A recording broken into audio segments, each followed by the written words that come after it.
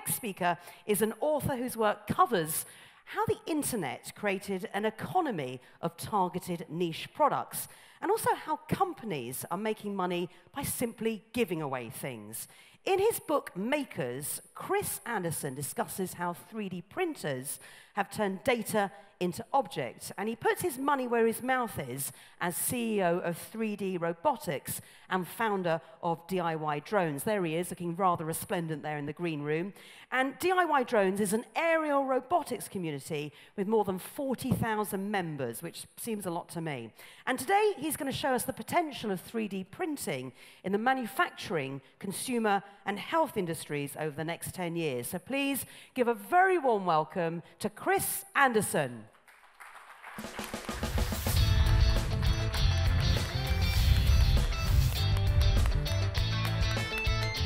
Keep clapping, he's not here yet. Hi, Chris, nice to see you. Thank you. I had no idea that everybody showed pictures of their children. I actually have also pictures of my children. So can you delete the pictures of my children? I had no idea it was such a cliche. I'll keep them in. There's a reason. A year ago, I was the editor of Wired magazine. Today, I run a Mexican drone factory.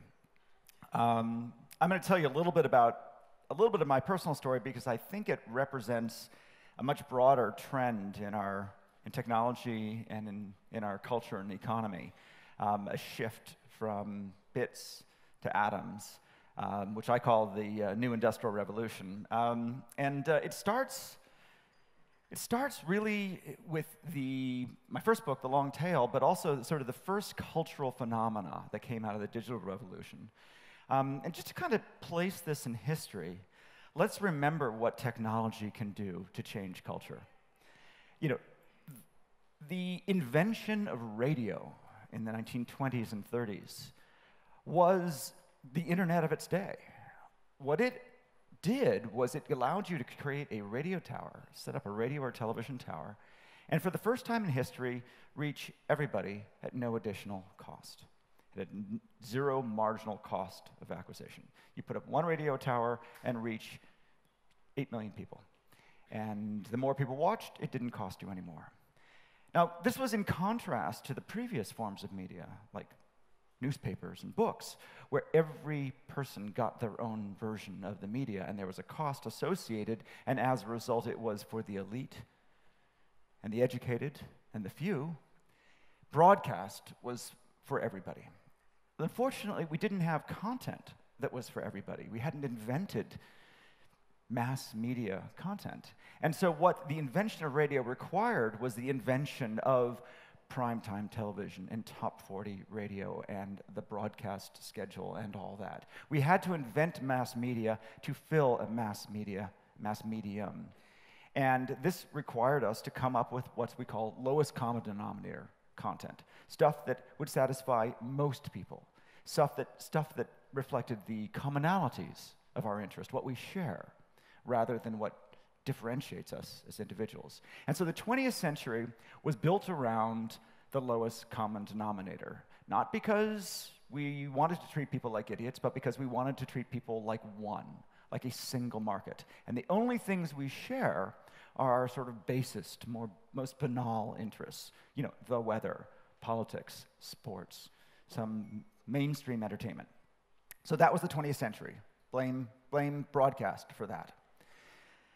Then it ended on this day. It's really very poignant that the release of this terrible boy band album, No Strings Attached, by a band called NSYNC, is the best-selling album of all time. It's not the best album of all time. It's the best-selling album of all time. It represented the pinnacle of the 20th century hit machine. Notable because this launched the solo career of Justin Timberlake, who is now a movie star of sorts.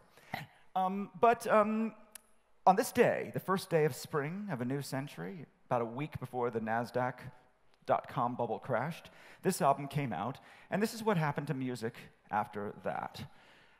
It's not the end of the music industry. Music is alive and well. There's more music produced today than ever before. There's more music consumed today than ever before.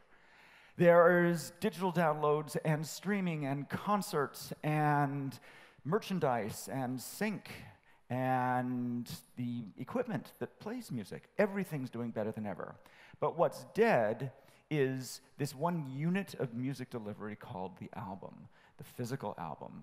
And that's because it turned out that wasn't what people wanted. What they wanted was music. What they didn't want was music packaged in 13 songs, promoted on radio, and sold on the shelves of Walmart. What they didn't want was that particular one-size-fits-all version of music, to say nothing of NSYNC, the band. So that represented not just a shift in consumer preference, a shift in our culture, but rather more a recognition that we weren't the culture the 20th century thought we were. We weren't the sheep, the mass market, the one-size-fits-all that the broadcast marketplace demanded. In fact, we were all different. And so what we ended up with was a fragmented, atomized market. This is television. It happened in every medium, but this is television. And this is just as the average number of channels in homes went up, the average share of shows went down. And this has continued and will continue forever. Does that mean that television is getting worse? Absolutely not. As you heard before, this may be the golden age of television or video broadcast. Television's never been better than it is today. So why is the share going down? Because we're not all the same. Because we don't want to watch the same things and we don't want to watch them at the same time on the same devices in the same order. What we're recognizing is that the human species is diverse. And for the first time in history, we have a distribution mechanism called the internet that allows us to embrace the diversity of our species rather than forcing us into a one-size-fits-all container that suits the distribution industry, not our taste. So in the old days, marketers would tell you that you need to find the average consumer. And it's like, markets look like this. You need to find a couple here in the middle. Maybe if you're ambitious, you can move out. But that's not the way it looks. It really looks like that. This is the long tail. And I'm going to move past this pretty quickly. But basically, what we see here is that true markets look like this. You have, yes, you have blockbusters. Yes, you have hits. There are some things that we do share. But there's a lot of things that we don't share with other people. A lot of things that reflect our individual taste that are not mass market and necessarily popular. As a matter of fact, some of the things that we like the best are the things that are the least popular. I mean, when you think about news, for example, news of your son's football game is probably more important to you than news of a suicide bomb attack in some far-off land. But that's not going to show up at the front page of the newspaper because it's a minority taste. And likewise for your cultural interests, for your professional interests, and everything else. Now, this has always been true. Why was this a surprise? And the answer is that the orange part, or the yellow part of this graph, was unavailable. We didn't have a distribution mechanism to get you that until the internet. And so all the internet did is just expose the minority niche culture that was there all along and put it on the same distribution platform as the mainstream. Now, the misses compete with the hits. And if you're on YouTube, you know that all content gets the same distribution, and its popularity reflects its merits, not necessarily the amount of money or professional work that went into its creation. You can have grassroots organic hits, just like you can have synthetic manufactured hits. So that was the lesson of the web. The last 20 years have been exploring what it means to have, for the first time, a distribution channel and a creation channel that is what we call scale agnostic. That gives as much leverage to your home videos as it does to Hollywood's best offerings. Now, of course, there's a difference in marketing, there's a difference in production quality, but in terms of sheer distribution, every time you press publish on your browser, you can reach 8 billion people just like Warner Brothers.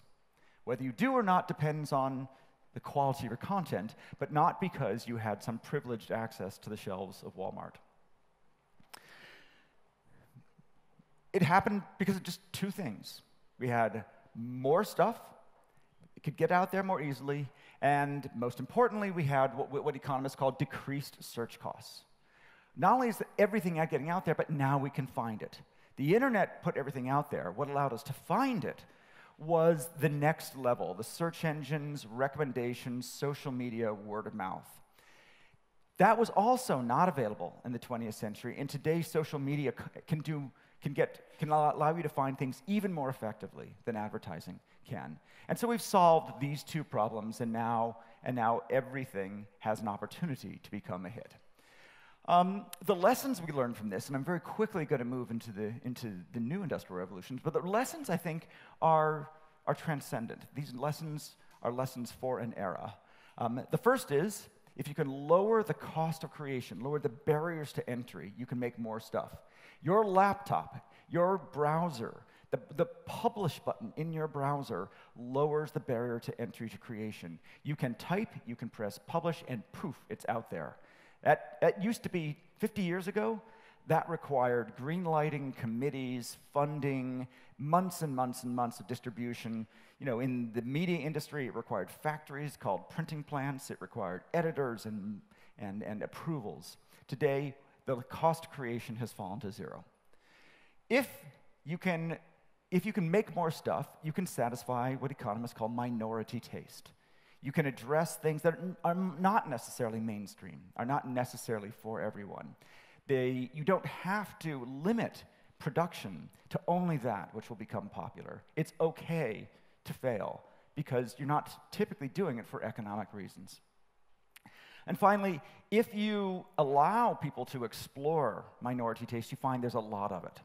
There's a lot of room at the bottom. And essentially what we've been doing over the last 20 years is exploring the markets that mass markets ignored, creating content that the committees of the media industries of the 20th century would have rejected, basically turning their nose into something that the marketplace can evaluate. And many of their no's are today's hits because the committees were wrong. And the marketplace had tastes and interests that the committees hadn't anticipated or didn't think were going to sell. Okay, so those are the rules we've learned over the last 20 years. Now let's move forward and say that was empowered by digital. That was screens, that was the web, that was the personal computer. But digital is not the whole world. That's just bits. It's pixels on screens, and here we are in the physical world. You know, it's fantastic and wonderful, and our lives have been enriched by the web, but here we are in the physical world. When does it get here? I think the answer is now.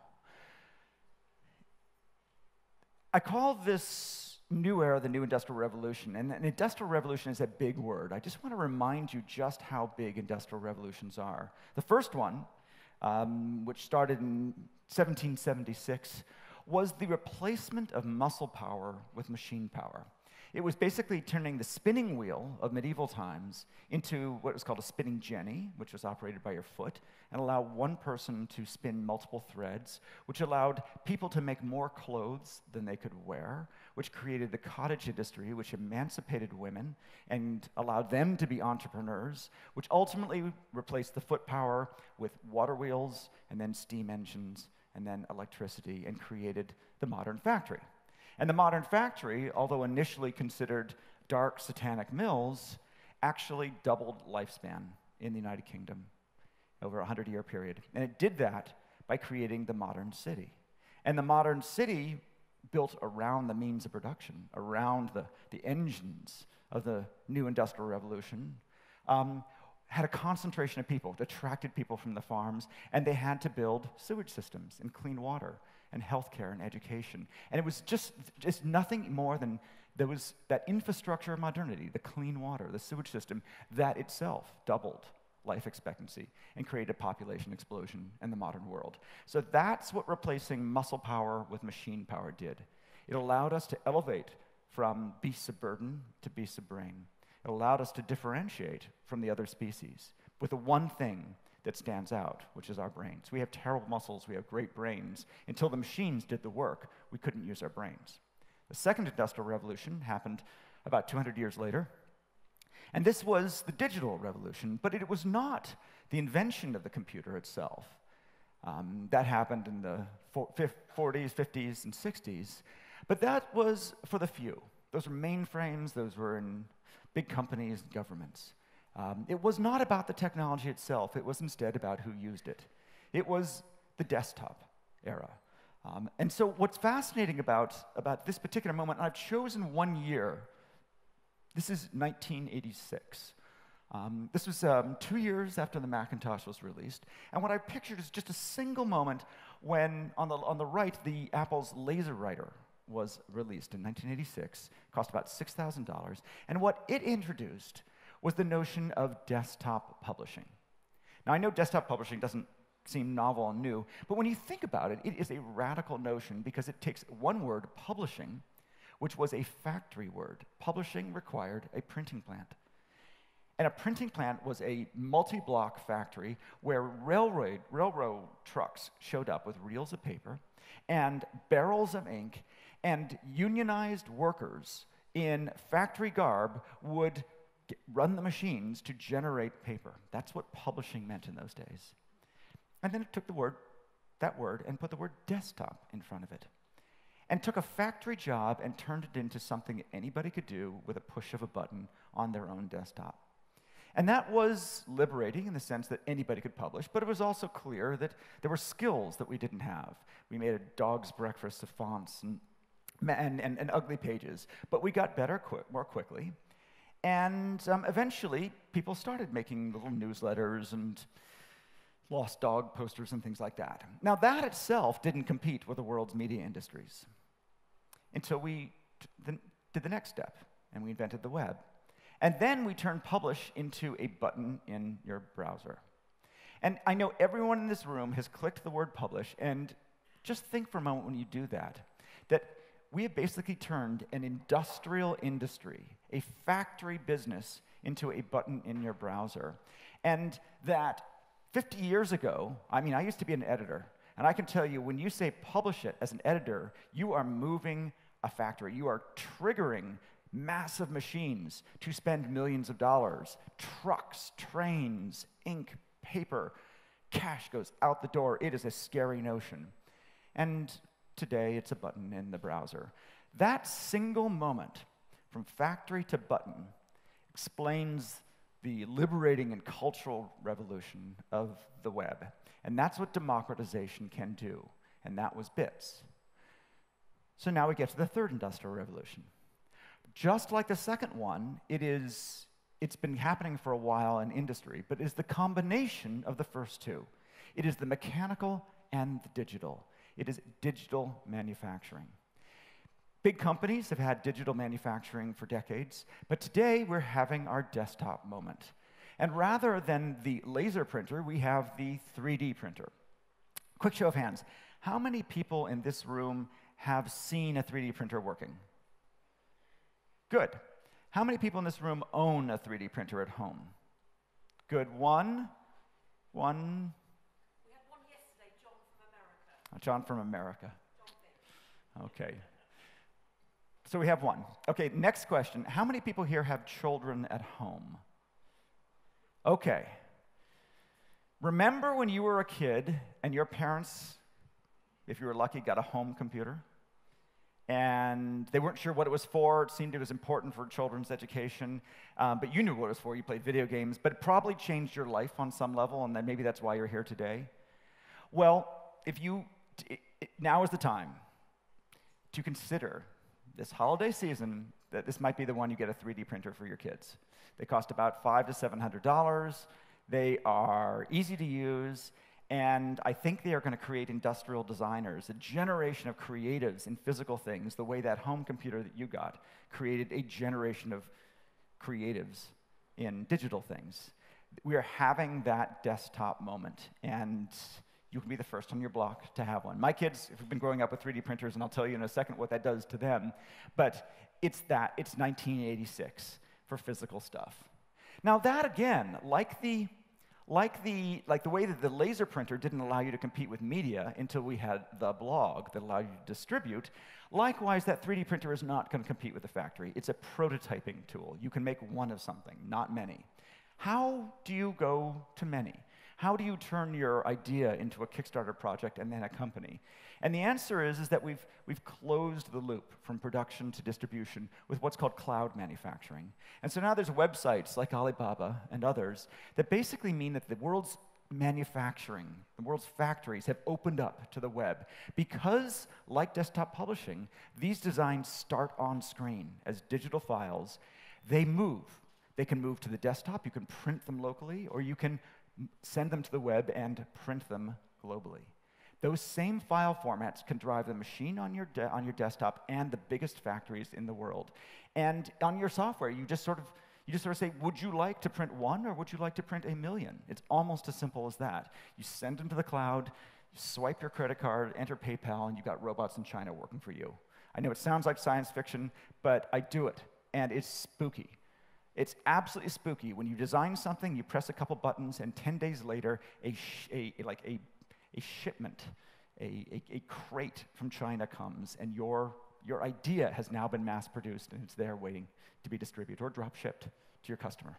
So we've done it. We've created the analogy. The desktop publishing blog analogy is now desktop manufacturing, cloud manufacturing. It's the first minute of the day. We're just beginning, but we've now replicated that powerful innovation model that works so well on the web.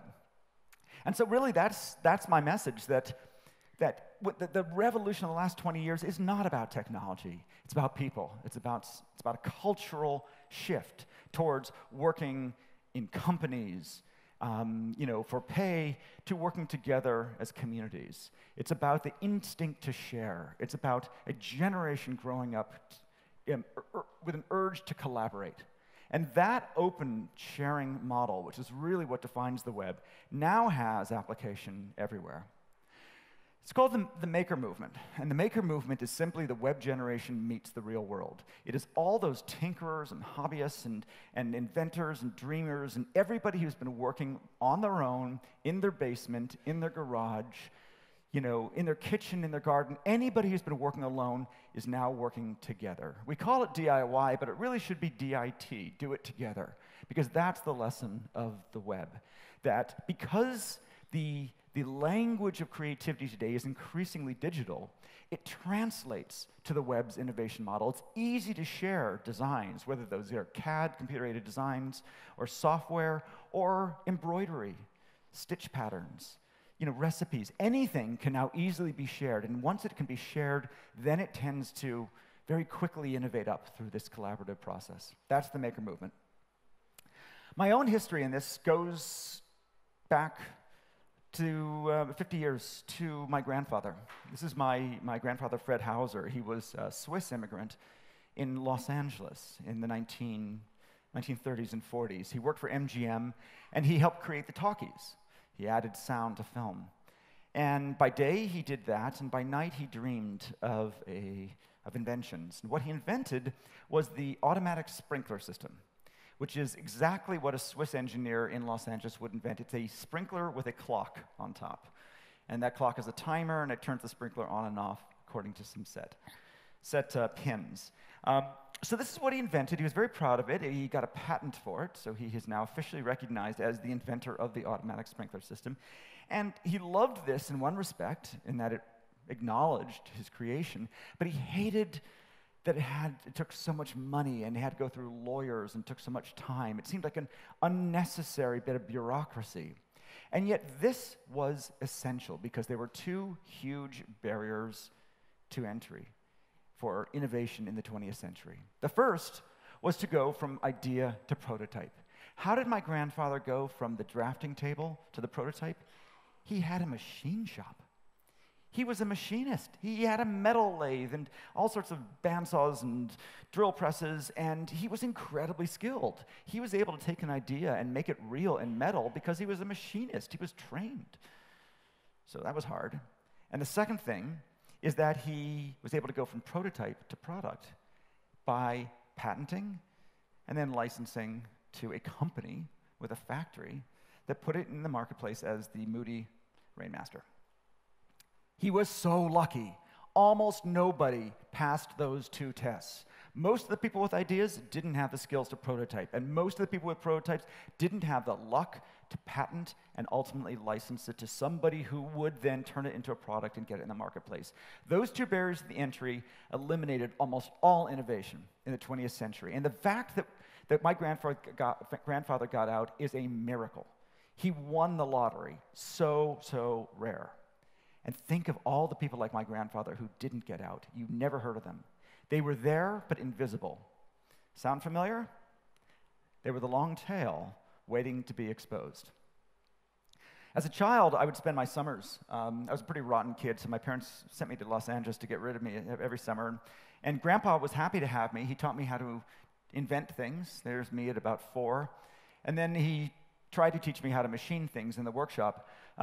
This summer, he said, "We're going to make a gasoline engine, a petrol engine. I've ordered a kit." And I thought, cool, I know how to do this, right? It's going to be a box with like plastic parts, and there's going to be numbers and instructions and glue. We open the box, and these 4 blocks of metal and a blueprint. And I'm like, "Grandpa, where are the parts?" And he says, "They're in there. We're going to get them out." And in the hands of a trained machinist, it's like watching a sculptor with a block of marble. They cut away the parts that aren't the figure. My grandfather could cut away the parts of metal that weren't the piston or the valves or the crankshaft. And then every now and then he'd let me try. And this is me, 2 minutes after this picture was taken, Grandpa measures the piece and realizes that I've cut too much. Turns out you can always cut more, but you can't cut less. And so we had to throw it out and start over again. And what I learned, here under the training of a great machinist is that I am not a great machinist. And my lesson from this is that powerful tools in the hands of skilled professionals can do wonderful things, but you need powerful tools and a trained machinist. And so I forgot about it for 30 years. And then everything changed. This is a makerspace called Tech Shop, and they're now spreading around the world. This is what's changed, is that first barrier to entry, to go from idea to prototype, is now a button in your browser. We have a generation of desktop prototyping tools like 3D printers and CNC machines and laser cutters and 3D scanners and CAD software that are now as easy to use as desktop publishing was. And now my grandfather's skills have been turned into a software wizard. And I don't need to measure things with a micrometer because the software does it for me. And in the same way I didn't need to be a printer to publish, I don't need to be a machinist to machine. You press a button and the machine does the work. Skills unnecessary. What Tech Shop is like a gym for making. In the same way with a gym, you would become a member for $100 a month and you would have access to tools that machines that you wouldn't want or couldn't afford, trainers and other people doing cool stuff. Same thing at Tech Shop. You have access to these desktop prototyping tools, you have access to trainers, and access to other people doing cool stuff. The guy at the front is doing wireless control modules for the smart electric grid. The guy back in the back is doing a vapor deposition chamber for synthetic diamonds. In the way back, they're making a lunar lander. Why not? And these are spreading around the world. Here's just a map of the maker spaces, or hacker spaces as they're known, around the world. And these are just the collective ones. At the same time, they are happening on individuals' desktops. These are the seeds of the new industrial revolution. So I told you that my grandfather invented the automatic sprinkler system. And as I got into this in sort of 2006, 2007, and got my first 3D printer and started playing around with Arduino, which is this open source computing board invented in Italy, I said to myself, what would Grandpa have done today? How would Grandpa have invented the sprinkler system today? And then I thought, come on, Chris, don't be a wuss. Don't do a thought experiment. Do the experiment. Do it. Invent the automatic sprinkler system today. If you think these tools are such a big deal, why don't you just show? Now, small problem. I don't have a garden. Don't have a sprinkler system. Couldn't care less about sprinklers. But Grandpa did a sprinkler, so a sprinkler it must be.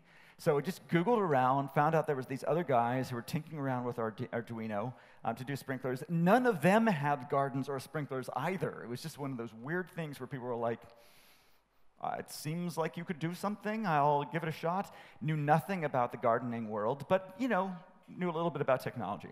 So 3 weeks later, we have a prototype of a Internet of Things sprinkler. There's the prototype up there. It's connected to the internet, so you can control it with your iPhone. You can control it on the web. You can control it from work. It's connected to information sources, so if it's going to rain tomorrow, it doesn't sprinkle today. You can add sensors and temperature and humidity and light sensors. It's open hardware, so you can change it. It's cheap. There's no subscription fee, et cetera, et cetera. And so that was pretty good. And we just did that in a few weeks using basic, just easy tools that we bought on the web. And then we pushed another button and sent it to cloud manufacturing, a company called Seed Studio in China, and they turned it into a product that you can buy today. And these are 3 idiots who don't have gardens. Just imagine what my grandfather, who actually knew and cared about sprinklers, could have done. So this is an example of those 2 barriers to entry falling. The first barrier, idea to prototype. We used Arduino. We used cheap tools that we found on the internet. It made it easy. The second barrier, prototype to production. We went to a website and pushed a button and gave them our credit card. Done. We didn't need to patent. We didn't need to license. We didn't need to win the lottery. Anybody could do it. If you have an idea, you can do it before you leave today. It's that easy. Kickstarter, Indiegogo, you're seeing a wave of people just doing it because the barriers to entry have fallen. So around the same time, I'm kind of getting into this, and I've got 5 children. My children are, pretty young, and I'm constantly trying to get them interested in science and technology. And I'm thinking, come on, I was the editor of Wired, my wife was a science editor. Our kids, science and technology changed our life. We've got to find some way to excite the kids. So 2006 or 7, I think, I get a Lego's Mindstorms kit. This is their Lego robotics. This is the second time we've had both kids and Lego. There's a theme here. So Lego robotics, pretty cool. I'm like, this is going to be great.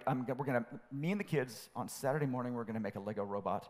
We open the box, follow the instruction, and what you end up doing after the entire morning is building a 3-wheeled tribot that you program and then goes forward till it sees a wall and it backs away. And the kids are like, you've got to be kidding, right? Like, we've seen Transformers. Where are the lasers? Hollywood has ruined robotics for children. You cannot compete with computer graphics. So I was like, well, that sucked. How could we have made a cooler robot than this tribot that bounces off the wall? And I thought, well, what if the robot could fly?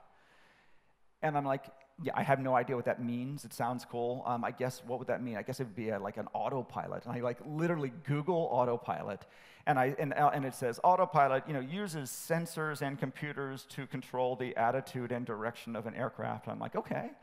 And then it says, right. And then I say, how does it do that? And then it's like, uses a 16-state Kalman filter using this algorithm. And I'm like, whatever, don't understand any of that stuff. Let's just do it. Let's just put it together. So here's the world's first Lego autopilot.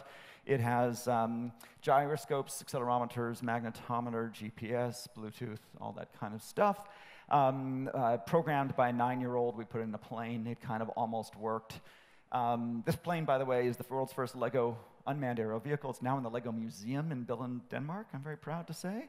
It did not work well, however, and my children, of course, lost interest instantaneously. But, I was kind of blown away. I know I was supposed to excite my children about science and technology, but it kind of blew me away. And I was saying, how is it possible that this guy who had to Google autopilot and his kids on the dining room table could make a drone? How is that possible? And I didn't know the answer. But whenever I feel like I'm in the presence of something new that I don't understand, I tend to do what I call being ignorant in public. So I created a website called DIY Drones, where I just was basically stupid. I asked stupid questions, and 2 wonderful things happen when you ask stupid questions in public. Number 1, people answer your stupid questions. And number 2, it liberates other people to ask their own stupid questions. And this was just this moment, 2007, when something new was happening and we didn't know what it was, and everybody was stupid about some aspect of it. Turns out that this is what was happening. It was smartphones. That the smartphone revolution was not just about the phones themselves, but the components in the phones. And the sensors, the gyros, accelerometers, magnetometers, GPS cameras, ARM processors, wireless battery, all those sensors in here that Moore's Law was moving faster in the smartphones than it ever moved at any time in history, and these components were becoming available, cheap, easy, ubiquitous, to anybody to do things around smartphones. So what smartphone guts are doing are creating the Internet of Things, the wearable devices, robotics. You know, if you have I have a Pebble smartwatch or a Nike Fuel Band or a Fitbit, those are all spin-offs of the smartphone revolution. The Internet of Things, spin-off of the smartphone revolution. The reason that idiots like me can make drones is because they're smartphones with different software and wings.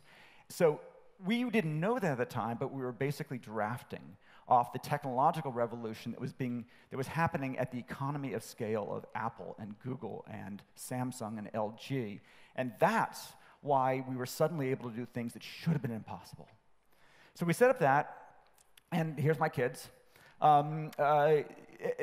create the website, people start sharing design files, and it's like, you know, here's the printed circuit board file and the code, and all you need to do is get the PCB fabbed and then order the components from DigiKey and then solder them together with a microscope and then use this tool chain to compile, and everyone was like, whoa, that is way too hard.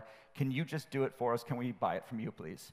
And I'm like, yeah, I guess that probably makes sense. So here's our first production line. There's some of my kids building our first autonomous blimp in stacks. As you can see, we pay them with strawberries and juice. And lesson learned from this experience, do not put the 6-year-old on quality control. There's our first stack of autonomous blimps getting ready to go out the door. It's really, really boring to solder circuit boards. I don't recommend it. I did about like the first 300, and like I am so through with doing this. And I went and said, is there anyone on the site who could help me? And there was this guy named Jordi Munoz who was doing really cool stuff with Wii controllers and helicopters. And I said, would you like to start this company with me? You solder the circuit boards, and my children will pack the boxes. So here's Jordi. I'm soldering the circuit boards in his garage down in Los Angeles. And I thought, that's it, right? It's a hobby. Every 3 months or so, I'll gather the children, we'll pack some more bags, Jordi will solder some more boards, and it's a hobby. And then Jordi kept sending me these pictures. He says, we've moved to a new space. Look, we have, he actually, what he was proud about was the fact that he bought what's called a pick-and-place machine, which is in the back here. There's a pick-and-place machine, which is a robot that assembles printed circuit boards. He bought it on eBay, used, and downloaded the manual from Google. I was impressed that we had shelves. I mean, shelves, that's pretty pro. And then he said, and this is Rebecca, our bookkeeper. And I was like, we have a bookkeeper. Oh my God, who is this guy? This is, by the way, Jordi turned out to be a 20-year-old high school graduate from Tijuana, Mexico. Which I did not ask him, who are you? He was part of the community. He had posted this awesome YouTube video. That was enough. The fact that he turned out to be a high school graduate from Mexico was irrelevant, and in fact turned out to be irrelevant, but that's the miracle of the web. So that was the first picture he showed me. Then he said, hey, we've got some new machines, some new pick-and-place machines, and now we have reflow ovens and stencil printers and CNC machines, and now we have a team. Then he showed me the next picture. He says, we've just opened our Tijuana clean room manufacturing assembly, and I was thinking, we have uniforms. Oh my God. Around this time, I'm thinking, I don't know what just happened here, but I have to quit my job. This thing just took off, and it's bigger than I knew. And so we raised some venture capital, and I quit my job. And today, this is what it looks like. So this is like 3 years after my children were packing blimp kits on the dining room table, fed by strawberries, and we now have, an aerospace company making drones in 3 offices, including Tijuana, Mexico, and none of us have any business in this industry doing this were it not for the web's innovation model that allowed us to come together and do an industrial process the way everybody did the web. So I just want to end with one little note to bring us back to your desktop, your kids, and what you can do today. By the way, this is the drones that we make. This is what they look like. Autonomous flying robots. I know it looks like Skynet's about to become self-aware, but these are actually used for crop surveys. So this is the point. We are, in the same way that with the desktop publishing, we all became publishers. In the same way with the web, we all became media. We are now all designers. We have those tools available for free on our phones, on our desktops right now. So my girls play The Sims 3. It's a video game, like a dollhouse. But we're very, very strict about video games. We give them 2 hours per weekend. It's like, time's up, play in the real world, play with your real dollhouse. And they're like, oh, it sucks. Buy us some new dollhouse furniture. And I'm like, no, we have a 3D printer. We're not going to do that. Let's see what we can find. So we go to a site called Thingiverse, and you download dollhouse furniture, or like dollhouse designs, download designs. You then drag a little slider to make them just the right size. Then the girls print them out, and then they paint them. And they love them.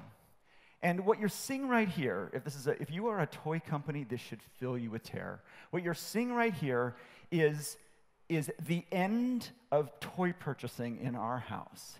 We don't buy plastic, we make it. And when a child finds a design they like, drags a slider to make it the right size, presses print, and then paints it, their relationship with plastic has changed. They're not consumers, they're creators. This is something, they have put some of themselves into this. And it doesn't even go in the dollhouse. It goes on the shelf of the room because they're so proud of it. How did that design get there? How did that chair get on the internet so my children could turn it into dollhouse furniture? And the answer is Casey Hultgren, who is not a dollhouse furniture designer. She's a set designer on Broadway. By day, she models sets. She just won a Tony for her set design. And this is the way you design a set. She has a 3D printer in the back. She does a set model. If it's approved, it gets then made into a full-size set. And normally, that would be the end of the process. But she's the web generation. And so when she's done, she gives away the designs. She puts them on Thingiverse, where they are then downloaded as dollhouse furniture by my children. Casey didn't set out to disrupt the dollhouse furniture industry. She didn't set out to make toys. She just shared designs because that's what the web generation does. And today, she's inspiring a generation of people to do the same thing. It's not her intention, it's just the effect. It's the natural consequence, the unintended consequence of sharing, is that you create these new industries. One of my boys, Toby, went to see the movie WALL-E, and he decided to make a robot called Tobe, and he uses a free website called Tinkercad. And this is what kids do for fun. Kids do CAD for fun now. If you have kids who are playing Minecraft, they're doing CAD. If you have kids who are playing video games, they're navigating 3D polygonal spaces on a 2D interface. That's essentially CAD. They understand this stuff. And when he's done designing it in Tinkercad, he pushes a button, and it gets printed out on the 3D printer. If you get a 3D printer for your kids, this is the lesson you're teaching them. Anything you imagine, you can make real. It is as simple as drawing on a screen and pushing a button. And to be able to hold something in your hand, the way my grandfather could after years of education and training, but to be able to do it after the push of a button is a liberating and inspiring thing. And that's when the next generation of designers are going to come from. My older son, of course, makes Warhammer 40K mechs, and I just wanted to end with this one slide. If you have an iPhone, an iPad, you can download a free app right now called 123D Catch from Autodesk. And it's pretty sci-fi. It's called Reality Capture. It's a 3D scanning app. And what it does is it takes your phone, you can take any object, and you just go click, click, click, click, click, click, click with the camera on your phone.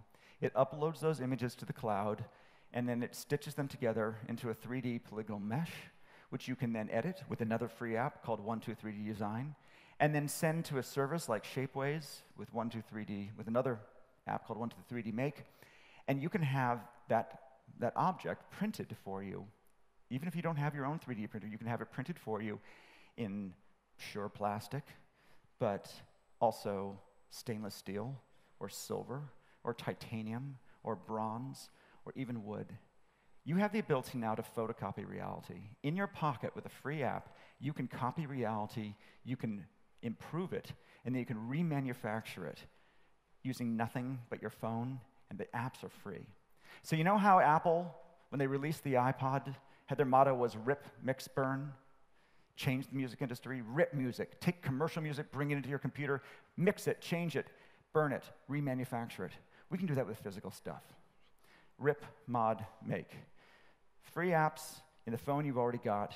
You've got a photocopier of physical things in your pocket, and this is the first minute of the day of the new industrial revolution. Thank you very much. Thank you, Chris. Thank you. Thank you, Chris. Brilliant. Chris, I think what's so incredible is, obviously, as former editor of Wired, you've seen it all. You've seen products and services. You've seen everything that's been bleeding edge, cutting edge. But I get the impression that you're really into 3D printing and everything that that entails. How can this audience now respond to it? These are people running B2C e-commerce companies, servicing Central and Eastern Europe, big growth area. What is this going to mean for their businesses? Because you've already sort of talked about toy manufacturers. Yeah. You know, they're going to be fine for the next few years, but one day it's going to be like a Kodak, a Blockbuster, and it's too late. So if anybody's out there thinking, oh my goodness, this is going to have a huge impact on my business, what can I do to be flexible and change? Yeah. Advice, please. Well, the first step was taking the existing physical goods and just making them available outside of store shelves. So that was the Amazon, eBay period, and that was, you know, expanded inventory and it gave us a long tail of sorts. In other words, beyond the store shelf. But it didn't change the supply. It didn't change, you know, the products that were available. The second step is what I'm talking about, which is the supply side of it. And that's creating new products that would, physical products. That's the crowdfunding side of it, the Kickstarter, Indiegogo side. So, I mean, you know, I think crowdfunding is incredibly exciting about it. I think crowdfunding also tends to be quite local. Because with crowdfunding, it's not simply a matter of the platform, it's also a matter of kind of getting the community support. You're not just buying a product, you're backing a movement, you're backing a person, you're backing a story. That combination of the people and their story and the product is what people subscribe to.